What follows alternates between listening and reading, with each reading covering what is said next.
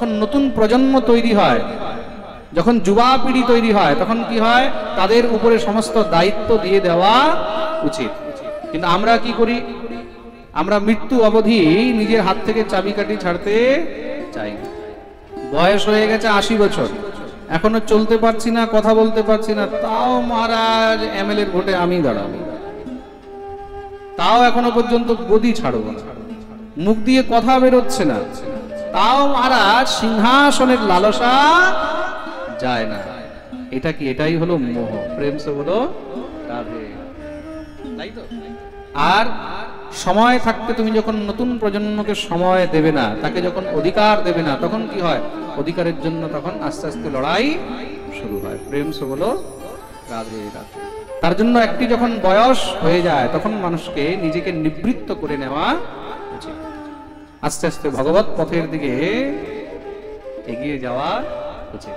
বলে এবার তোমরা সামলাও, আব তোমারে হওয়ালে বতন সাথী। প্রেম সে বলো রাধে। শাস্ত্র বলেছে 50-এর পরেই আস্তে আস্তে মহারাজ বানপ্রস্থ শুরু করে দেওয়া উচিত, বনের দিকে চলে যাওয়া উচিত। তার জন্য আমাদের আয়ু, আমাদের বয়সও আমাদেরকে কিন্তু আস্তে আস্তে ধমকি দেয়। 50-এর পরে আসে 51। কি আসে? 51। মানে আমাদের আয়ু, আমাদের বয়স আমাকে বলছে বনে যা, তাও আমরা শুনছি না। তারপরে বলে 52, এইবার বনে যা, তাও আমরা যাচ্ছি না। 2 বার আমাদেরকে অ্যালার্ট করলো, বলে আচ্ছা বেটা এখনো যাচ্ছিস না। এবার আস্তে আস্তে কি হয়, এবার আস্তে আস্তে দাঁতগুলো ভাঙা শুরু হয়, আস্তে আস্তে এবার হাঁটুতে ব্যথা শুরু হয়। এবার গিয়ে শরীর ইন্ডিকেট করছে যে আস্তে আস্তে সব ছাড়ো। 60 যখন হয়ে গেল, তারপরে এবার আমাদের আয়ু, বয়সও আমাদেরকে গালি দেয়, বলে 61। এই 60 মানে এই ধূর্ত, এই দুষ্ট, ঘর ছাড়। 62, এই 60 মানে দুষ্ট পাপী, বেরো এখান থেকে, তাও শুনছে না। 63, 64, 65, 66, এবার গালির উপরে গালি দিচ্ছে বয়স আমাদেরকে, তাও বেরোচ্ছি না। তারপরে আস্তে আস্তে কি হয়, এবার আস্তে আস্তে কোমর বাঁকা আরম্ভ হয়, আস্তে আস্তে এবার মহারাজ চোখে দেখা কম হয়ে যায়, কানে শোনাও কম হয়ে যায়। তারপরে কি হয়, বলে যখন আর শরীর কোনো কাজ করে না, তখন সমাজ সংসারই আমাদেরকে আস্তে আস্তে ত্যাগ করে দেয়। প্রেম সে বলো রাধে। তার জন্য সময় থাকতেই হরিভজন শুরু করে দেওয়া আছে। প্রেম সে বলো রাধে। শ্রী ঋষভদেবজি নিজের পুত্রকে এই উপদেশ করে তাকে রাজগদ্দি দিয়ে গেছেন। সেই ঋষভদেব থেকে একটি নতুন ধর্ম আরম্ভ হলো, যাকে জৈন ধর্ম বলা হয়েছে। কি বলা হয়? জৈন ধর্ম। শ্রী ভরতজি মহারাজ 28,000 বৎসর পর্যন্ত রাজত্ব করেছেন এই পৃথিবীর উপরে। তারপরে তিনিও রাজপাট পরিত্যাগ করে দিয়ে নিজের পুত্রকে রাজ্য দিয়ে বনে চলে গেলেন। কোথায়? গণ্ডকী নদীর তটে, সেখানে পর্ণকুটিয়া বানিয়ে ভজন করছেন। একদিন নদীতে স্নান করছিলেন, হঠাৎ করে সেখানে দেখলেন একটি মৃগী মানে হরিণী জলপান করতে এসেছে, তার গর্ভে বাচ্চা আছে, শিশু আছে, জলপান করছে। হঠাৎ করে বনরাজ সিংহ গর্জনা আরম্ভ করেছে। সিংহের গর্জনা শুনেই মৃগী ভয়ে আক্রান্ত হয়ে যখনই ওদিকে লাফ দিয়েছে, লাফ দিতেই একটি পাথরের সঙ্গে গর্ভ ধাক্কা খেয়েছে, গর্ভ ফেটে গেল, মৃগীর মৃত্যু হয়ে গেল। সেই মৃগ শিশু নদীতে ভেসে যাচ্ছে দেখে ভরতের দয়া হলো। ভরতজি গিয়ে সঙ্গে সঙ্গে সেই মৃগ শিশুকে তুলে নিয়ে আসলেন, তার লালন পালন শুরু করলেন। আর পালন পোষণ করতে করতে তার প্রতি এতটা আসক্তি হয়ে গেল, যেই ভরতজি হরি ভজন করতে এসেছিলেন, হরি ভুলে এখন হরিণ হরিণ শুরু করে দিয়েছে। দিনরাত শুধু হরিণ হরিণ হরিণ হরিণ। সকাল শুরু হয় হরিণ দিয়ে, রাত শেষ হয় হরিণ দিয়ে। দেখতে দেখতে মহারাজ সে হরিণের বাচ্চা বড় হয়েছে, খেলতে খেলতে কোনো হরিণের দল পেয়ে তাদের সঙ্গে পালিয়ে গেছে। ভরতজি মহারাজ যখন আর হরিণটাকে দেখতে পাচ্ছে না, কানতে লেগেছে, না কেউ মেরে দিল, না কেউ শিকার করে নিল, না কি হলো। সেই হরিণের মোহে পড়ে ভরতজি অন্ন জল ত্যাগ করে দেহ ত্যাগ করে দিলেন। শাস্ত্র বলছে অন্তে মতি সৌগতি, জীব অন্ত সময় যার চিন্তন করে দেহ ত্যাগ করে, তাকে সেই গতি প্রাপ্ত হয়। হরিণের চিন্তন করতে করতে দেহ ত্যাগ করলেন বলে হরিণের গতি প্রাপ্ত হল। কিন্তু পূর্বজন্মের সাধনার কারণে এই জন্মে মনে ছিল, পূর্বজন্মে আমি কোন কর্মের কারণে এই জন্মে হরিণ হয়েছি। ভগবানের কাছে প্রার্থনা করছেন, যদি আবার আমি পুনরায় মনুষ্য জন্ম পাই, তাহলে এবার প্রভু একমাত্র তোমার ভজন করে জীবনকে সার্থক করে নিতে চাই। হরিণের দেহ ত্যাগ করলেন, আবার মনুষ্য জনিতে জন্ম পেয়েছেন। কোথায়? ব্রাহ্মণ কুলে, আঙ্গিরস গোত্রীয় ব্রাহ্মণ কুলে জন্ম পেলেন। এই জন্মেও তার নাম হয়েছে ভরত। সংযোগ, তার নাম হলো ভরত। দেখতে দেখতে 6-7 বৎসর অবস্থা হয়েছে, উপনয়ন সংস্কার করা হলো, গায়ত্রী মন্ত্রে দীক্ষা দেওয়া হয়েছে। 1 বছরে গায়ত্রী মন্ত্র মুখস্থ করে শোনাতে পারেননি ভরতজি। সবাই তাকে জড় বলা আরম্ভ করে দিল, নাম হয়ে গেল জড় ভরত। বলিয়ে জড় ভরতজি মহারাজ কি। পিতার মৃত্যু হয়েছে, ভাইরা এখন অবহেলা শুরু করে দিয়েছে। ভরত দেখলেন অবহেলা নিয়ে ঘরে পড়ে থেকে কি লাভ, সাধুর জন্য যেখানে রাত সেখানেই কাজ। ভরত বেরিয়ে গেছেন মহারাজ, বনে বনে ঘুরে বেড়ায়, যেখানে যা পায় তাই খেয়ে নেয়, আনন্দে মহারাজ হরিনাম করে বেড়াচ্ছে। একদিন কি হয়েছে, সেই বনের মধ্যে কোলভিল রাজার এখানে নরবলি হবে। নরবলি দেওয়ার জন্য তারা খুঁজে বেড়াচ্ছে কোনো মানুষকে। খুঁজতে খুঁজতে আমাদের ভরতজি মহারাজকে পেয়ে গেছে। ভরতজি বসে বসে কীর্তন করছিলেন, শ্রীরাম জয় রাম জয় জয় রাম। বুঝে গেলেন কোনো ভক্ত, আর ভক্তকে অনেক তাড়াতাড়ি বোকা বানানো যায়। ভক্তরা খুব সোজা হয়, সহজ হয়। প্রেম সে বলো, আরে মহারাজ আপনাকে তো রামজির ভক্ত মনে হয়। বলে হ্যাঁ হ্যাঁ। বলে রামজিকে দেখেছেন? বলে এখনো তো দেখিনি। রামজিকে দেখেননি? চলেন আপনাকে রামজির সঙ্গে দেখা করে নিয়ে আসে। ভরতজি তো শুনে একদম মহারাজ তৎপর হয়ে গেলেন, চলো চলো চলো। আরে যে ক্ষুধার্ত তাকে কি চাই? হ্যাঁ, খাবার। পিপাসুকে কি চাই? জল। আর ভক্তকে কি চাই? ভগবান। শুনেই সঙ্গে সঙ্গে মহারাজ চলে গেলেন। নিয়ে গিয়ে খুব সুন্দর করে ভালো করে ফল মূল খাইয়ে টাইয়ে সুন্দর সুন্দর কাপড় পরিয়ে গয়না গাটি সব মহারাজ পোড়ানো হয়েছে। ভরতজি মনে মনে ভাবছেন, রামজির সঙ্গে দেখা করার জন্য এত সেজে গুজে খেয়ে দিয়ে যেত, এটা তো জানতাম না। ও আচ্ছা আচ্ছা আচ্ছা, তার জন্যই মনে হয় ভগবান এদেরকে পাঠিয়েছে, এরা আমাকে সাজিয়ে গুজিয়ে নিয়ে যাচ্ছে। পিয়া মিলন কো চালিয়ে সাজে ধাজে কর শৃঙ্গার। অনেক সময় কি হয়, বলে প্রেমীর সঙ্গে দেখা করতে গেলে খুব সেজে গুজে যায়, প্রিয়তমের সঙ্গে দেখা করতে গেলে সেজে গুজে যায়। দেখবে প্রেমিকার সঙ্গে দেখা করতে গেলে সেজে গুজে যায়। তো প্রেমী প্রেমিকার সঙ্গে দেখা করতে, প্রেমিকা প্রেমীর সঙ্গে দেখা করতে যখন যায় তখন সেজে গুজে যায়। তো ভক্তের প্রেমীকে, ভক্তের প্রেমী হলো ভগবান। আমাদের প্রিয়তম হলো গোবিন্দ, তাই তো? তার জন্য ভগবানের সঙ্গে দেখা করতে গেলে অনেক সময় সেজে গুজে যেতে হয়। প্রেম সে বলো রাধে। আমাকে একবার এক ভক্ত বলছে, মহারাজজি পাঠের মধ্যে সেজে গুজে আসলে কোনো দোষ নেই তো? কোনো দোষ নেই, খুব করে ভালো করে একদম সেজে গুজে আসো। কেন? বলে না না, ক্যামেরায় দেখা যায় তো। ভালো করে না সেজে গুজে আসলে পরে নিজেকে খারাপ লাগে। তো পাঠে আসো বা তুমি কীর্তনে যাও, ঠাকুরের কাছে যাও, সেজে গুজে গেলেও কোনো দোষ নেই। প্রেম সে বলো সাজে ধাজে করে শৃঙ্গার। গোবিন্দের কাছে খুব সেজে গুজে শৃঙ্গার করে যাওয়া উচিত, এটার মধ্যে কোনো দোষ। এখন নিয়ে গেছেন ভরতজিকে কোথায়? মা ভদ্রকালীর সামনে। যখনই মা ভদ্রকালীর সামনে গেছে, সেখানে গিয়ে চোরে বাপরে সেই জল্লাদ খড়গ নিয়ে দাঁড়িয়ে আছে। ভরতজি বুঝে গেলেন এ তো রামজির সঙ্গে মেলাবার জন্য নয় বাবা, রামজির কাছে সোজা পাঠাবার জন্য নিয়ে এসেছে। ভরতজি দোনো হাত জোড় করে মা ভদ্রকালীকে প্রার্থনা করেছে, শরণাগত দীনার্ত পরিত্রাণ পরায়ণে সর্বস্যারতি হরে দেবী নারায়ণী নমস্তুতে। হে মা, হে ভগবতী, তুমি তো জগৎ জননী পরাম্বা। হে মা, এই সংসারে যদি কোনো সন্তানের রক্ত দেখে মা আনন্দিত হয়, তাহলে তারা তো আমাকে পরে বলি দেবে, আমি আগেই নিজেকে তোমার চরণে উৎসর্গ করে দিলাম। এই বলে যখনই চরণে শরণাগত হয়েছে, জল্লাদ খড়গ নিয়ে মারার জন্য উদ্যত হয়েছে, সঙ্গে সঙ্গে মা ভদ্রকালী আর থাকতে পারলেন না, মূর্তি ভঙ্গ করে সেখানেই প্রকট হয়ে খড়গ নিয়ে যত গোল ঢিল ছিল সবার মাথা কেটে দেখতেই দেখতে সবার গোবিন্দায় নমঃ।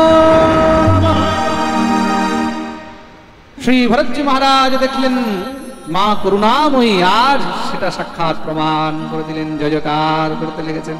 বলিয়ে ভক্তবৎসল ভগবান কি, ভদ্রকালী মাইয়া কি জয়।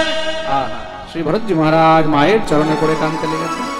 হে মা, আজ পর্যন্ত তোমার সামনে তো অনেক জীব এসেছে, আজ পর্যন্ত তোমার সামনে অনেক জীব এসেছে, কিন্তু এইভাবে তো তুমি কোনোদিন কাউকে বাঁচাওনি। আজকে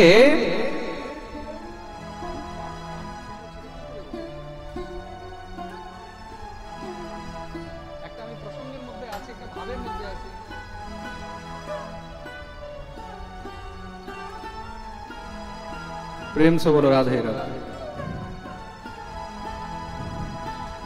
এই প্রকার মহারাজ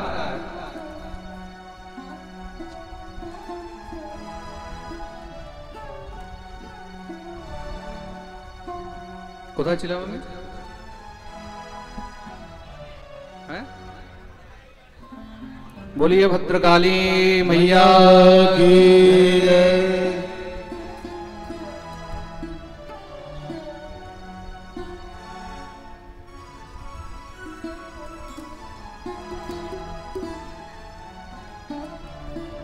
শ্রী ভরতজি মহারাজ আজ বুঝতে পারলেন যে গোবিন্দের কৃপাতেই তা রক্ষা হয়েছে। যদি গোবিন্দের কৃপা না হতো তাহলে তার রক্ষাও কখনো। দিব্য গোবিন্দের গুণগান করছে, বলিয়ে ভক্তবৎসল ভগবান কি। এদিকে সিন্ধু সবির দেশে রাজা রঘুগণ আসছেন। রঘুগণ যখন আসছেন, রঘুগণের পালকির মধ্যে যে কাহাররা পালকি নিয়ে চলছিল, একটি কাহার অসুস্থ হয়ে গেল। তারা খুঁজতে বেরিয়েছেন, কাউকে পাওয়া যায় কিনা। ভরতজিকে পেয়ে গেলেন, ভরতজিকে ধরে নিয়ে গিয়ে পালকির নিচে লাগিয়ে দিয়েছেন। চলতে চলতে শ্রী ভরতজি মহারাজ সামনে দিয়ে কোনো পিঁপড়ের দল দেখে যখনই লাফ দিয়েছে, রাজার মাথায় ঠক করে লেগেছে। রাজা কটু বচন বললেন, কটু বচন বলেছেন, কিন্তু ভরত কিছু বলেননি। আবার যখন চলতে চলতে পিঁপড়ের দল দেখে আবার মহারাজ লাফ দিয়েছেন, আবার রাজার মাথায় লেগেছে ঠক করে। রাজা আবার কটু বচন বললেন। ভরত তখন গিয়ে রাজাকে উত্তর দিলেন, রাজন তুমি কাকে ব্যঙ্গ করছো? এই সংসারের মধ্যে না তুমি কাউকে সাজা দেওয়ার অধিকারী, না তুমি কারোর প্রশংসা করার অধিকারী।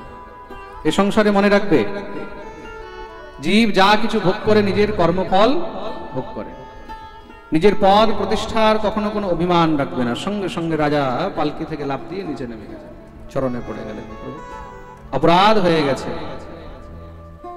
আমার ভুল ক্ষমা করুন। আপনি কে? নিজের পরিচয় দিলেন, উপদেশ করলেন। জীবনে সবকিছু রাখবে, কিন্তু কোনো সময় অভিমান রাখবে না। এই অভিমান কিন্তু বহুত খারাপ জিনিস, মনে রাখবে। অভিমান হলো পতনের মূল কারণ।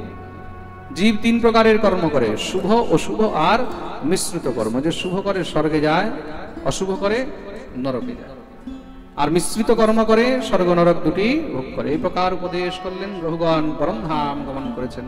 জড়ভরত চরিত্র বর্ণন শ্রবণ করালেন। পরীক্ষিত প্রশ্ন করেছেন, প্রভু একটি কথা বলুন, এই নরক কিরকম? নরকের বিষয়ে অনেক কিছু শুনেছি, নরকটার বিষয়ে জানতে চাই। শ্রী সুখদেব প্রভু নরক বর্ণন আরম্ভ করলেন। নরক 28 প্রকারের। কি কি? খুব মন দিয়ে শুনবেন। তামিশ্র, অন্ধতামিশ্র, রৌরব, মহারৌরব, কুম্ভিপাক, কালসূত্র, অশিপত্রবন, সুকর্মুখ, অন্ধকোপ, কৃমিভোজন, সন্দসপ্ত, সুরমি, বজ্রকণ্টক, শালমলি, বৈতরণী, পুয়োদ, প্রাণরোধ, লালাভক্ষ, সারমেয়াদন, অবিচিরয়, পানমিতি, ক্ষারকর্দম, রক্ষোগণ ভোজন, দন্দসুখ, বট নিরোধন, পর্যাবর্তন, সূচিমুখ ইত্যাদি নরকের নাম। যে যেমন কর্ম করে তাকে তেমন নরক ভোগ করতে হয়। প্রেম সে বলো। পরীক্ষিত প্রশ্ন করলেন, এই নরক থেকে বাঁচার কি কোনো উপায় আছে? বলে হ্যাঁ আছে। কি উপায়? সকৃন মনঃ কৃষ্ণ পদারবিন্দয়ো নিবেশিতং তদ্গুণরাগিয়ৈরিহ নতে যমং পাশভৃতশ্চ তদ্ভটান স্বপ্নে বিপশ্যন্তি জীর্ণনিষ্কৃতা। সকৃন মনঃ কৃষ্ণ পদারবিন্দয়ো, নিজের মনকে গোবিন্দের চরণে সমর্পণ করে। নিজের সর্বস্ব যেদিন তুমি গোবিন্দের চরণে সমর্পণ করে দেবে, ভগবান তোমাকে সমস্ত পাপ থেকে মুক্ত করে দেবেন। ভগবান বলছেন, সর্বধর্মান পরিত্যজ্য মামেকম শরণম ব্রজ অহম ত্বাম সর্ব পাপেভ্যো মোক্ষয়িষ্যামি মা শুচঃ। সবকিছু পরিত্যাগ করে দিয়ে তুমি আমার শরণাগত হও, আমি তোমাকে সমস্ত পাপ থেকে মুক্ত করে দেব। কিন্তু তোমাকে শরণাগত হতে হবে। বলে শরণাগতি তো ছাড়ো, ভগবানের যে নাম নেয় সেই নামেই জীবের উদ্ধার হয়ে যায়। তা এমন নাম নিয়ে কার উদ্ধার হয়েছে? বলে হ্যাঁ হয়েছে। কার? খুব সুন্দর বর্ণন করলেন। कान्यकुब्जे द्विजः कश्चित् दासी पतिरजामिल नाम्नानुष्ट सदाचार दास्या संसर्गदूषित। কান্যকুব্জ নগরে এক ব্রাহ্মণ ছিল, নাম ছিল অজামিল। সে অজামিল এক বেশ্যাকে বিবাহ করে মহাপাপী হয়ে গেছে। দাস্যা সংসর্গ দূষিত, পথভ্রষ্ট হয়ে গেছে, অত্যাচারী, মহাপাপী, জীব হত্যা করে, মদিরা পান করে, বেশ্যা সঙ্গ করলে যা হয়, এমন অপরাধী অজামিল। একবার সেই গ্রামে কিছু সাধু বৈষ্ণবরা এসেছিল। সন্ধ্যার সময় হতে লেগেছে, ভাবলো এখানে বিশ্রাম করা হোক। তা গ্রামের চৌপালে ছেলেপেলেরা খেলছিল, তাদেরকে জিজ্ঞাসা করলেন, ভাই এখানে কোনো বৈষ্ণব বা কোনো ব্রাহ্মণের ঘর আছে? তারা বললেন, হ্যাঁ হ্যাঁ, খুব ভালো বৈষ্ণব, খুব ভালো ব্রাহ্মণের ঘর আছে। তার নাম হলো অজামিল। কোথায়? বলে গ্রামের একদম শেষ সীমায়, ওই যে গাছ আছে, ওই তার নিচেই তার ঘর। যাও, খুব ভালো, তোমাদের স্বাগত সম্মান হবে। সাধুরা সহজ সরল মনে চলে গেলেন। আসলে ছেলেপেলেরা ব্যঙ্গ করেছে। সাধু বৈষ্ণব দেখলে অনেকের স্বভাব হয় ব্যঙ্গ করা, টিটকারি করার। কিছু না কিছু মহারাজ টিটকারি করবেই করবে। প্রেম সে বলো রাধে রাধে। তিলক তুমি করেছো, মালা তুমি পরেছো, দেখবে অনেকের চুলকানি শুরু হয়ে যাবে। আরে তুই তিলক করেছিস, আরে তুই মালা পরেছিস, কি করে থাকিস মালা পরে? তিলক করিস, তোকে কেমন লাগে না? তুই সাধু হয়ে গেলি, এত তাড়াতাড়ি বৈষ্ণব হয়ে গেলি। সাধু হতে 100 জন্ম লাগবে। তিলক করলে আর মালা পরলে সাধু হয় না। খুব মন দিয়ে শুনবে। তো তিলক করেছে, মালা পরেছে, তার মানে সাধু হয়ে যায়নি, সে এখন সাধু হওয়ার পথে নেমেছে। আর যে নেমেছে তাকে সহযোগ করো। প্রেম সে বলো রাধে রাধে। তার পা ধরে টানার চেষ্টা করিও না। অন্য ধর্মের মধ্যে জানো, কেউ যদি মৌলানা হয়, মৌলবী হয়, সবাই তাকে সেলাম করে, করে তো। কেউ যদি ফাদার হয়, নান হয়, যেরকম আমাদের মধ্যে বৈষ্ণব হয়, আমাদের মধ্যে সাধিকা হয়, তদ্রূপ তাদের মধ্যে ফাদার হয়, নান হয়, সিস্টার হয়, তাদেরকে সম্মান করে। তারা দেখো আস্তে আস্তে গডের জন্য নিজের লাইফকে পুরো দিয়ে দিচ্ছে। তাদেরকে যারা সম্মান করে। আমাদের মধ্যে কেউ সাধু হলে, বৈষ্ণব হলে, কেউ ভক্ত হলে, সাধক হলে, তখন ছাড় পোকার মতন আমরা তাকে কামড়াই। প্রেম সে বলো রাধে রাধে। এইগুলো হলো আমাদের প্রবৃত্তি। খুব মন দিয়ে শুনবে। যারা দেবলোক থেকে আসে তারা সহযোগ করে। সংসারে 2 প্রকারের লোক জন্ম নেয়, এক দেবলোক থেকে আসে আর এক নরক থেকে আসে। যারা নরক থেকে আসে তাদের নরকের অভ্যাস আছে, তারা সবসময় নরকের দিকে মানুষকে টানে।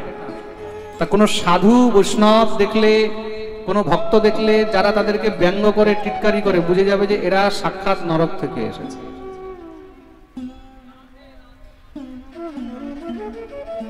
প্রেম সে বলো। বাজাচ্ছ যখন ভালো করে বাজাও।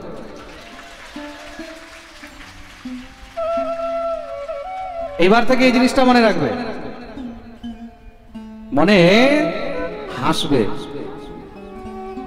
দুঃখী হবে না যে আমাকে টিটকারি করলো বা আমাকে ব্যঙ্গ করলো। বুঝে যাবে যে একদম পাক্কা নরক থেকে এসেছে, একদম টাটকা তাজা তাজা নরক থেকে এসেছে, ডাইরেক্ট নরক থেকে এবার জন্ম নিয়েছে। কেন? যে স্বর্গ থেকে আসবে তার মধ্যে সেখানকার ভাবনা থাকবে। যে যেই অ্যাটমসফিয়ার থেকে আসে না, যে যেই পরিবেশ থেকে আসে, তার মধ্যে দেখবে সেই পরিবেশটা দীর্ঘদিন পর্যন্ত থাকে। সেই পরিবেশটা সে ত্যাগ করতে পারে না। প্রেম সে বলো রাধে। যে দেবলোক থেকে এসেছে তার মধ্যে দেবত্বের পরিবেশ থাকবে। যে অসুর লোক থেকে, নরক থেকে এসেছে, তার মধ্যে সেখানকার পরিবেশ থাকবে। প্রেম সে বলো इसीलिए डरने का नहीं, प्रेम से बोलो, जोर से बोलो, আরো জোরে। পিছনে যারা আছে দোনো হাত উপরে করে জয় জয় শ্রী রাধে। এই প্রকার মহারাজ সাধুরা যখন তার গৃহে গিয়ে উপস্থিত হলেন, অজামিলের ঘরে গিয়ে জোরে যখনই মহারাজ জয়কার লাগিয়েছে নারায়ণ নারায়ণ, ভিতর থেকে সেই দাসী অজামিলের স্ত্রী বেরিয়ে এসেছে। অজামিলের স্ত্রী যখনই দরজা খুলে সাধুদের দর্শন করেছে, দর্শন করতেই একদম মহারাজ মন নির্মল হয়ে গেছে। কেন? সাধুদের দর্শনেই কিন্তু মন নির্মল। শাস্ত্র বলছে সাধুনাম দর্শনম লোকে সর্বসিদ্ধি করম পরম। সাধু দর্শনেই মন নির্মল।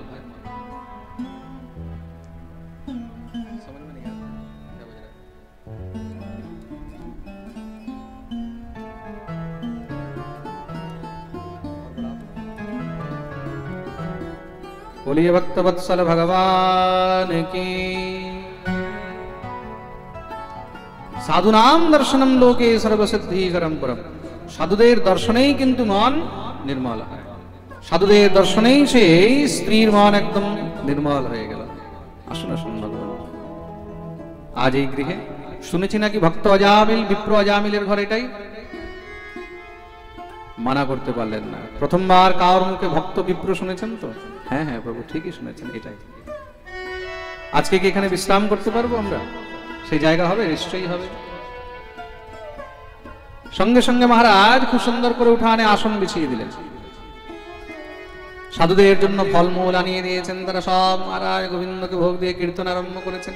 এদিকে অজামিল খুব করে জীব হত্যা করে মহারাজ নিয়ে এসেছে ঘরের মধ্যে। আজকে হবে, ঝোলা থেকে রক্ত টপ টপ করে পড়ছে। তার স্ত্রী বাচ্চাদেরকে পাঠিয়ে দিল, যাও পিছন থেকে নিয়ে আসো, পিছনে দরজা দিয়ে নিয়ে এসে তাড়াতাড়ি ঝোলা ফেলে স্নান টান করিয়ে মহারাজ একদম তিলক টিলক করানো আরম্ভ করে দিয়েছে। অজামিল তো একদম খেপে গেছে। পাগল হয়ে গেছিস? মাথা খারাপ হয়ে গেছে? আমাকে কি সাধু বানাবি?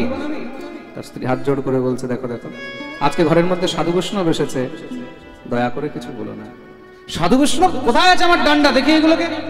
অজামিল তো মহাবৈষ্ণব বিরোধী, সাধু বিরোধী।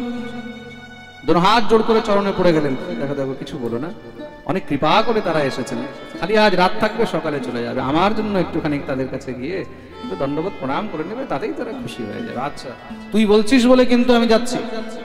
দেখুন, স্ত্রী যদি চায় না তাহলে ঘরকে স্বর্গ বানিয়ে দিতে পারে, আর সেই স্ত্রী যদি চায় তাহলে ঘরকে নরক বানিয়ে দিতে পারে। সবকিছু স্ত্রীর হাতে। আজ সেই স্ত্রী অজামিলের মতন পাপীকে সাধুদের কাছে নিয়ে যাচ্ছে। দেখুন, সাধুদের কাছে গিয়ে উপস্থিত হয়েছে।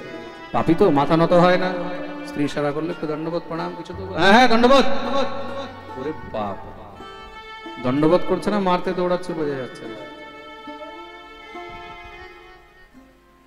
সাধুরা বুঝে গেলেন তো মহাপাপী, এর মুখ থেকে তো ভালো ভাষাও বেরোচ্ছে না। দেখুন, যে বৈষ্ণব, যে সাধু, তার মুখের ভাষাই আলাদা হবে। দণ্ডবোধ, জয় নিতাই, জয় গৌর, জয় রাধে, জয় শ্রীরাম, জয় শ্রীকৃষ্ণ। বুঝে গেলেন, পাশে বসিয়েছেন অজামিল। আচ্ছা বাবা, আমাদেরকে কিছু একটু ভজন কীর্তন শোনাও। অজামিল কোনোদিন ভুলেও ভজন কীর্তন মহারাজ করেন না, আমাকে এসব মনে থাকে না, মুখস্থ থাকে না।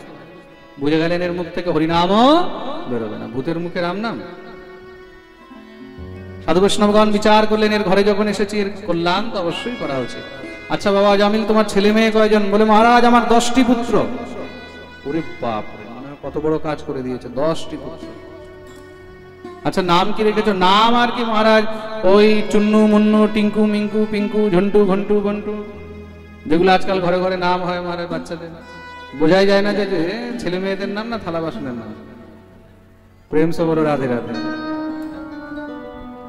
দেখা গেল মহারাজ ছেলের নাম ঝন্টু, ঘন্টু, বন্টু, এগুলো তো আজকাল ঘরে ঘরে নাম হচ্ছে।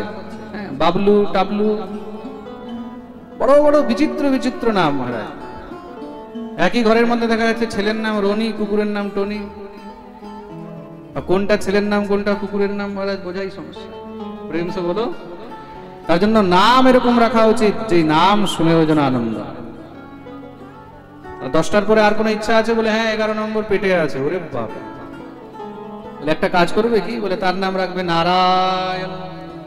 ঠিক আছে, রেখে দেবো, কি আছে। সাধু বৈষ্ণবরা কৃপা করে গেলেন, সন্তান হলো, তার নাম রাখলেন নারায়ণ।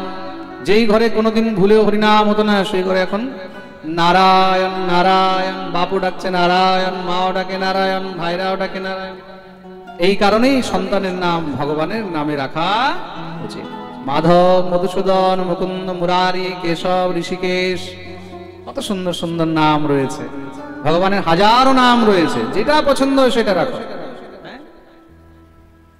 কিছু না হোক, ভুলে হলেও মুখ থেকে হরিনাম তো বেরোবে, ঠাকুরের নাম তো বেরোবে। তার জন্য সন্তানের নাম ভগবানের নামে রাখা উচিত।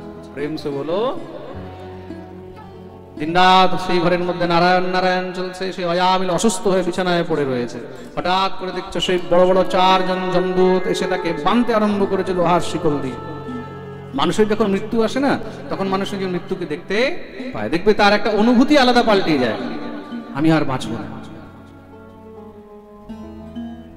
দেখবে মৃত্যুর আগের অনুভূতি আলাদা হয়, কেন সে দেখতে পায় যে যমদূত আমাকে নিতে আসছে। যখন যমদূত নিতে আসছে সেই সময় কি হয়, কণ্ঠ অবরুদ্ধ হয়ে যায়, মুখ থেকে আওয়াজ বেরোয় না। যখন মৃত্যু আসে না, তখন আর শব্দ বেরোয় না। কিন্তু অজামিলের সৌভাগ্য ছিল, সামনে পুত্র নারায়ণ খেলছিল, ভয় পেয়ে গেছে, জোরে নারায়ণকে ডাক দিয়েছে, নারায়ণ। সেই নারায়ণকে না, বিষয় আসক্তি পুত্রের প্রতি ছিল, তো পুত্রকে ডাক দিয়েছে নারায়ণ নারায়ণ বলে ডাক দিতে এইদিকে কি হয়েছে, তার প্রাণ বেরিয়েছে। আর যমদূতরা নিয়ে যেতে লাগলো। স্বয়ং ভগবান শ্রীহরির পার্শ্বদগণ দৌড়ে চলে এসেছে বলে তাকে নিয়ে যেতে পারবে না। কেন? সে অন্ত সময় আমাদের হরিনাম নিয়ে দেহত্যাগ করেছে। আর যে জীব অন্ত সময় হরিনাম নিয়ে দেহত্যাগ করে, তাকে কখনো নরকে নিয়ে যাওয়া যায় না। যমদূতরা বললেন, আমরা কি করে মানবো? জীবনবর্ষে এত পাপ করেছে, অন্ত সময় হরিনাম নেওয়াতে তার উদ্ধার হয়ে যাবে? না না, চলো ধর্মরাজ তার সব হিসাব করবে। চললেন ধর্মরাজের কাছে। ধর্মরাজের সামনে সব মহারাজ বৃত্তান্ত বলা হলো। চিত্রগুপ্তকে বললেন, লাগাও হিসাব। চিত্রগুপ্ত বললেন, প্রভু জীবনভর তো পাপই পাপ করেছে, কিন্তু অন্ত সময়ে যে হরিনাম নিয়েছে, এই হরিনাম নেওয়াতে তার জীবনভরের সমস্ত পাপ নাশ হয়ে গেছে। যমরাজ বললেন, মনে রাখবে, আজ থেকে যে জীব অন্ত সময় হরিনাম নিয়ে দেহত্যাগ করবে, তাকে কখনো আর এই নরকে আনা যাবে না। তাহলে বিচার করে দেখো, এই হরিনাম নিয়ে অজামিলের উদ্ধার হয়ে গেল, সাক্ষাৎ বৈকুণ্ঠ গমন করলেন। আমরা যদি নিত্য সেই হরিনাম নিই, তাহলে আমাদের না জানে কোন গতি হবে। ভগবান থেকে ভগবানের নামের মহিমা কিন্তু আরো বেশি। শাস্ত্রে বলছেন, গোকোটি দানম গ্রহণে সুকাশি প্রয়াগ গঙ্গায়ত কল্পবাসঃ যজ্ঞাগতম মেরু সুবর্ণ দানম গোবিন্দ নামনা ন কদাপি তুল্যম। গোকোটি দানম গ্রহণে সুকাশি, গ্রহণের মধ্যে কাশিতে গিয়ে যদি কোটি গাভী দান করা হয়, তাতে যা পুণ্য হয়, গোদানের কিন্তু অনেক পুণ্য। মন দিয়ে শুনবে, সংসারের মধ্যে অনেক প্রকারের দান রয়েছে। তো দান অনেক প্রকারের, কিন্তু অন্নদান, বস্ত্রদান, ভূমিদান, গোদান, কন্যাদান, চিত্তদান, স্বর্ণদান, যার যেমন সামর্থ্য তাকে সেই অনুসারে দান করা উচিত। গোদানের অনেক ফল রয়েছে। গোকোটি দানম গ্রহণে সুকাশি, আর গ্রহণের মধ্যে গোদানের আরো বেশি ফল হয়। তা বলছে, আরো কাশির মধ্যে গিয়ে গ্রহণের মধ্যে যে গোদান করে, তাতে আরো বেশি ফল হয়। আর কি? প্রয়াগ গঙ্গায়ত কল্পবাসঃ, আর প্রয়াগের মধ্যে কেউ যদি কল্পবাস করে, মানে মাঘ মাসের যে বাস করে, মাঘে প্রয়াগে কোটি কল্পবাসে, তাতে কিন্তু অনেক ফল হয়। যজ্ঞাগতম মেরু সুবর্ণ দানম, আর যজ্ঞের মধ্যে যদি সোনার পাহাড়ও দান করা হয়, তাতে যা ফল হয়, গোবিন্দ নামনা ন কদাপি তুল্যম, একবার গোবিন্দ নামের সঙ্গে তাদেরও তুলনা হয় না। প্রেম সে বলো। তা হরিনামে কত মহিমা, হরিনামের কতটা মহারাজ এই সংসারের মধ্যে মাহাত্ম্য রয়েছে, বিচার করে দেখুন। আপনি দান করবেন, এই দান যদি সৎকর্মে লাগে, খুব মন দিয়ে শুনবেন, সৎ সময় হয়, সৎ কাজে হয়, সেটা কিন্তু অক্ষয় হয়ে যায়। আর 2 দিন পরে অক্ষয় তৃতীয়া আছে। অক্ষয় তৃতীয়ার দিন যা দান করা হয়, সেই দান অক্ষয় থেকে যায়। খুব মন দিয়ে শুনবেন, অক্ষয় তৃতীয়ার দিন যা দান করা হয়, সেই দান অক্ষয় থেকে যায়। তার জন্য অক্ষয় তৃতীয়ার দিন যত পারবে দান অবশ্যই করবে। প্রেম সে বলো রাধে রাধে। আর যেখানে সৎকর্ম হয়, এই যে পাঠ হচ্ছে, এই পাঠ কিসের দ্বারা হচ্ছে? আপনাদের দানের দ্বারাই হচ্ছে। মনে রাখবে, বিন্দু বিন্দু দিয়ে সিন্ধু হয়। যখন আপনাদের কাছে কমিটির লোকরা আসে, ঝুলি নিয়ে যখন ভিক্ষা করতে আসে, যার যত সামর্থ্য হবে তার মধ্যে নিজের সামর্থ্য অনুসারে সেই ভিক্ষা অবশ্যই অর্পণ করবেন। আর না হলে কমিটির কাউন্টার আছে সামনে। কমিটির কাউন্টার তো কোথায় আছে? কমিটির কাউন্টার একদম সামনে কমিটির কাউন্টার আছে। যারা এই ভাগবতের মধ্যে বিশেষ সহযোগ করতে চান, যারা এই ভাগবতের মধ্যে প্রসাদের ব্যবস্থা, এই যে এত হাজার হাজার লোকের নরনারায়ণ সেবা হচ্ছে, এত সুন্দর রোজ সবার জন্য খাবারের ব্যবস্থা, এগুলো তো কোথা থেকে আসবে না? আকাশ থেকে তো আসবে না। এগুলো আপনাদের সহযোগ দানের দ্বারাই আসবে। যার যত সামর্থ্য হয়, কেউ যদি বলে যে আমি 10 বস্তা চাল দিতে চাই, 1 বস্তা দিতে চাই, 1 বস্তা আলু দিতে চাই, 10 বস্তা দিতে চাই, ডাল দিতে চাই, সবজি দিতে চাই, যে যেটা দিতে চায় তার আনুকূল্য এখানে কমিটির কাউন্টারের মধ্যে গিয়ে জমা করে দেবেন। সেই রসিদ আপনারা পেয়ে যাবেন। যার যত সামর্থ্য অনুসারে দান অবশ্যই করবেন। এই দানের দ্বারাই কিন্তু এইসব অনুষ্ঠান করা সম্ভব, অন্যথা কখনো সম্ভব নয়। প্রেম সে বলো। আমি তো সত্যকে বলেছি, অক্ষয় তৃতীয়ার দিন যেই নরনারায়ণ সেবা হবে, সেই নরনারায়ণ সেবার মধ্যে আমিও আমার তরফ থেকে যত পারবো তত সহযোগ করব।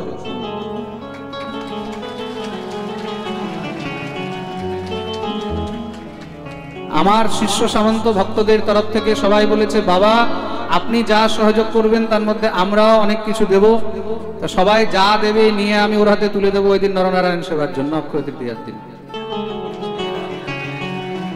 আপনারা যত পারবেন তত দেবেন, আপনাদের সহযোগের দ্বারাই কিন্তু এটা সম্ভব। আর আপনারা জানেন ভালো করে, শ্রীধাম বৃন্দাবনে আমাদের রাধা শ্যামসুন্দর মন্দির নির্মাণ কার্য চলছে। সেই মন্দির নির্মাণের জন্য আপনারা যে যথাসাধ্য যা দান করতে চান, নিজের সামর্থ্য অনুসারে দান অবশ্যই করবেন। আমার কাছে ডাইরেক্ট এসে আমার হাতে আপনারা দান দিতে পারবেন। আর যদি আমার কাছে না দেন তাহলে অনলাইন দেবেন। ইউটিউবের মধ্যে যে আমাদের অ্যাকাউন্ট নাম্বার চলছে, ফোনপে নাম্বার চলছে, তার মধ্যে দেবেন। আর অ্যাকাউন্টে না দিলে সোজা আমার হাতে দেবেন। আমার হাতে বা অ্যাকাউন্ট ছাড়া আপনারা অন্য কারোর হাতে দিলে সেই দান আমাদের মন্দিরে যাবে কিনা তার কোনো গ্যারান্টি নেই। স্পষ্ট কথা বলে দিচ্ছি আমি। প্রেম সে বলো রাধে রাধে। হয়তো ডাইরেক্ট আমার হাতে দেবেন, আর নয়তো সোজা অ্যাকাউন্টে দেবেন, তাহলে ওটা একদম পাক্কা মন্দিরের কাজে লেগে যায়। আমার হাতে দিলেন ডাইরেক্ট আমার কাছে আসলো, আর না হলে অ্যাকাউন্টে দিলেন ডাইরেক্ট এটা মন্দিরের অ্যাকাউন্টে চলে যাবে। প্রেম সে বলো। তাহলে বিচার করে দেখো, এই এত দান ধর্ম সবকিছু গোবিন্দ নামের সঙ্গেও কিন্তু তুলনায়, তার জন্য যত পারবে ততই হরিনাম নিতে থাকবে। বলিয়ে ভক্তবৎসল ভগবান কি।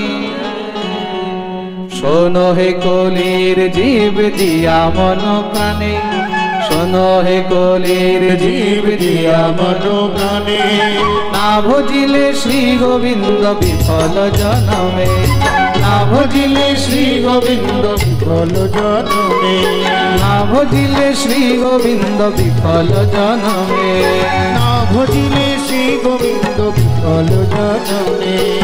সবাই হাত উপরে করে তালি সেবা করে দেন।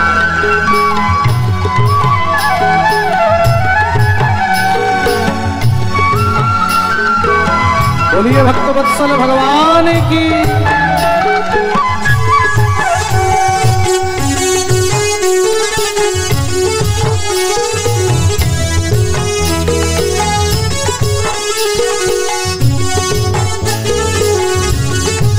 वृंदावन बिहारी लाल की।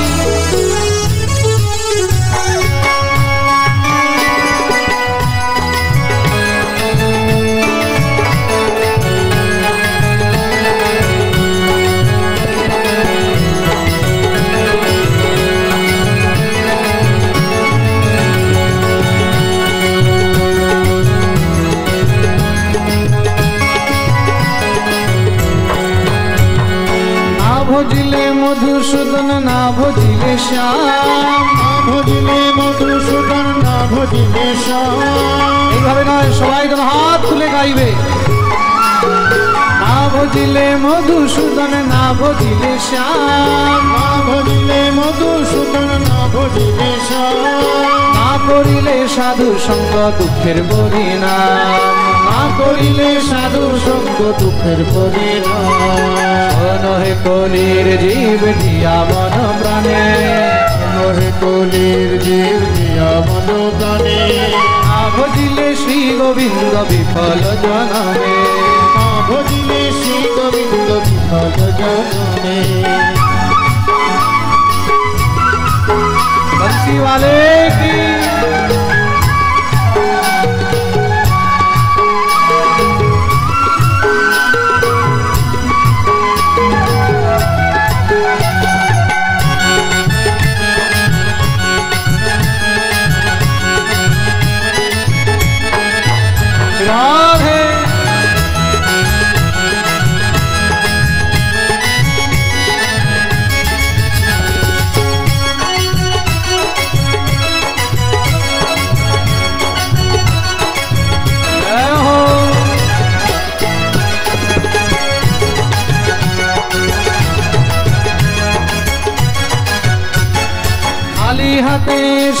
মন যাব খালি হাতে, খালি হাতে এসেছি মন যাব খালি হাতে, খালি হাতে এসেছি মন যাব খালি হাতে, খালি হাতে এসেছি মন যাব খালি হাতে, হবে না কেউ সঙ্গীরে তোর বিদায় বেলাতে, হবে না তুই সঙ্গে তোর বিদায় বেলাতে।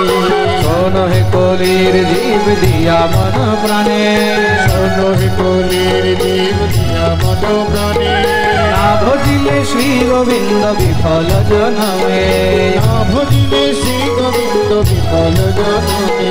মা ভগনী বউ পুত্র কাঁদবে তোমার তরে, মা ভগিনী বউ পুত্র কাঁদবে তোমার তরে, দুদিন পরে ভুলে যাবে মরণ হলে পরে, দুদিন পরে ভুলে যাবে মরণ হলে পরে। তাই বল হরি ভজ কৃষ্ণ সার, বল হরি ভজ কৃষ্ণ সার, কৃষ্ণ নামের গুণে তুমি পাইবে উদ্ধার, কৃষ্ণ নামের গুণে তুমি পাইবে উদ্ধার। হরে কৃষ্ণ কৃষ্ণ কৃষ্ণ হরে হরে, হরে রাম রাম রাম হরে হরে, হরে কৃষ্ণ কৃষ্ণ কৃষ্ণ হরে হরে, হো হরে রাম রাম রাম হরে হরে। হরে কৃষ্ণ কৃষ্ণ কৃষ্ণ হরে হরে, হরে রাম রাম রাম হরে হরে, হরে কৃষ্ণ কৃষ্ণ কৃষ্ণ হরে হরে, হরে রাম রাম রাম হরে হরে।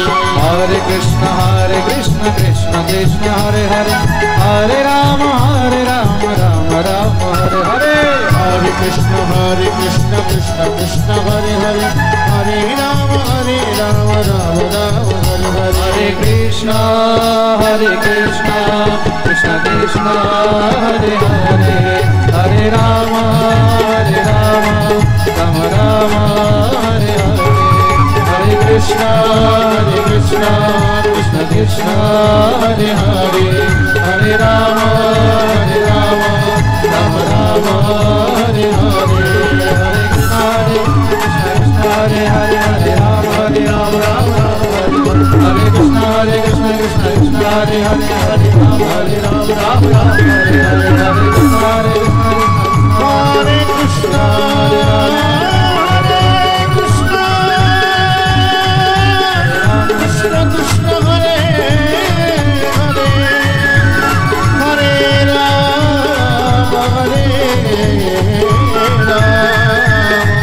রাম রাম হরে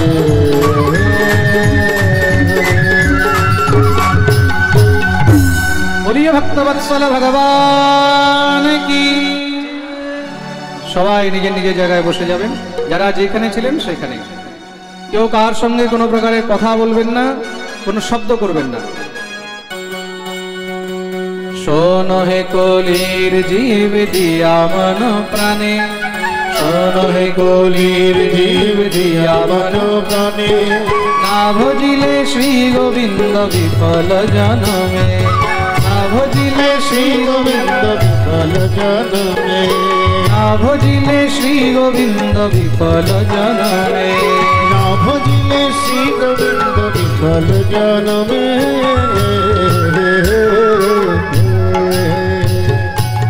बोलिए भक्तवत्सल भगवान की जय जय श्री राधे। এই প্রকার অজামিলের উদ্ধারের বর্ণন শ্রবণ করিয়েছেন। নারায়ণ নামের যত মহিমা ততটাই নারায়ণ কবচের মহিমা। তো মন দিয়ে শুনুন। দেবরাজ ইন্দ্র বিশ্বরূপের কাছে নারায়ণ কবচের উপদেশ নিয়েছিলেন। এই সংসারের মধ্যে তিনটি কবচ যেগুলোকে অত্যন্ত মহারাজ প্রভাবশালী বলা হয়েছে। কি কি? নারায়ণ কবচ, নৃসিংহ কবচ, আর তৃতীয় হলো সুদর্শন কবচ। কারোর যদি অকাল মৃত্যু ভয় থাকে, কারোর যদি অপাঘাতে মৃত্যুর ভয় রয়েছে, অকাল মৃত্যুর ভয় রয়েছে, কারোর কুষ্ঠিতে যদি এরকম দোষ থাকে, তাহলে তাকে নৃসিংহ কবচ, সুদর্শন কবচ অথবা নারায়ণ কবচ নিত্য পাঠ করা উচিত, বা সেই কবচ তাকে ধারণ করা উচিত। তাহলে অকাল মৃত্যু, অপমৃত্যুর ভয় থেকে সর্বথা মুক্তি হয়ে যায়। প্রেম সে বলো। আমাকে যে ভক্তরা বলছিলেন এই গ্রন্থের জন্য যে বাবা আমরা নৃসিংহ কবচ, সুদর্শন কবচ এগুলো আমরা কবে পাবো, তো সেই গ্রন্থ এসে গেছে আমাদের কাছে, গ্রন্থ এসে পৌঁছে গেছে। যারা এই গ্রন্থ নেবেন তারা সেই গ্রন্থ আমাদের এখানে পণ্ডিতজির কাছ থেকে নিয়ে নেবেন। এই গ্রন্থের মধ্যে এই কবচ ইত্যাদিগুলো সব দেওয়া রয়েছে। প্রেম সে বলো রাধে। আরো বাকি কিছু গ্রন্থ আমাদের কাছে কালকে পৌঁছে যাবে, না কালকে চলে আসবে। যারা গ্রন্থ নেবেন এখন কিছু চলে এসেছে, তারাও নিয়ে নিতে পারবেন পাঠের পরে, আর বাকি কালকে আসবে। প্রেম সে বলো রাধে। এই প্রকার মহারাজ নারায়ণ কবচের মহিমা বর্ণন করলেন। এদিকে কি হয়েছে, পরীক্ষিত প্রশ্ন করলেন, বলে প্রভু একটি কথা বলুন, এই সংসারে ভগবান অবতার কখন কখন গ্রহণ করেন? ভগবানের অবতারের প্রয়োজন কি? পাঠের পরে, পাঠের পরে, যারা নেবে সব পাঠের পরে নেবে। ভগবানের অবতারের প্রয়োজন কি আর ভগবানকে কিভাবে পাওয়া যায়, শ্রী শুকদেব প্রভু বর্ণন করলেন। ভগবানের অবতারের প্রয়োজন খুব মন দিয়ে শুনুন। यदा देवेषु वेदेषु गोषु विप्रेषु साधुषु धर्मे च मयि विद्वेषु सवासु विनश्यति।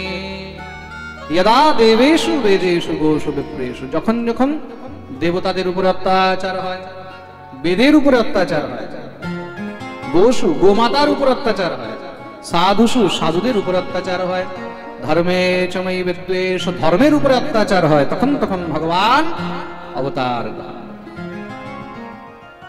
जब जब हो यही धर्म के हानि, जब जब हो यही धर्म के हानि, बाढ़हि असुर अधम अभिमानी, बाढ़हि असुर अधम अभिमानी, तब तब धरे प्रभु विविध शरीरा, तब तब धरी प्रभु विविध शरीरा, हरहु कृपानिधि सज्जन पीरा, हरहि कृपानिधि सज्जन पीरा।